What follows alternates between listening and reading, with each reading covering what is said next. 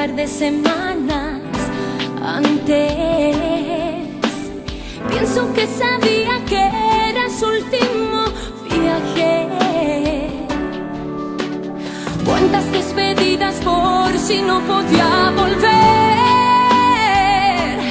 No le faltó ningún amigo, todos quisieron ser testigos, recordando chistes como siempre te reías.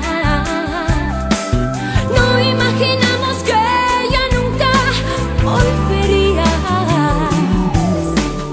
Te nombramos tantas veces que te noto aquí,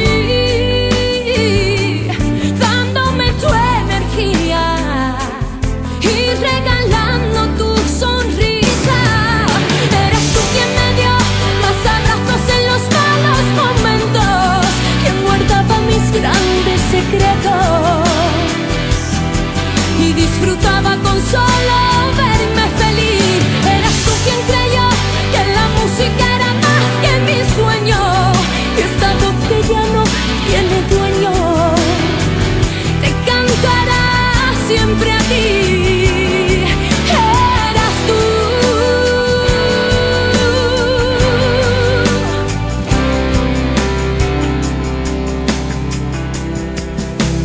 Sé que has hecho amigos y recuerdas como hace años conociste a la mujer más linda en San Fernando.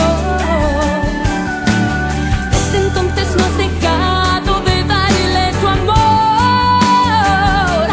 Si la distancia hace el olvido, ¿cómo te siento aquí conmigo? Eras tú quien me dio más abrazos en los malos momentos, que guardaba mis grandes secretos y disfrutaba con solo verme feliz. Eras tú quien creyó que la música era más que mi sueño, y esta voz que ya no tiene dueño te cantará siempre a ti. Eras tú. Los abrazos en los malos momentos y guardaba mis grandes secretos y disfrutaba con solo verme feliz. Eras tú quien creyó que la música era más que mi sueño, y esta voz que ya no tiene dueño te cantará siempre a ti. Eras tú. Eras tú. Eras tú.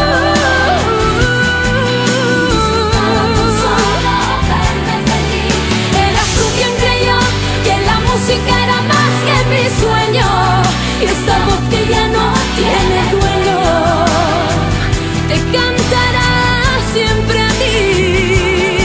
Eras tú.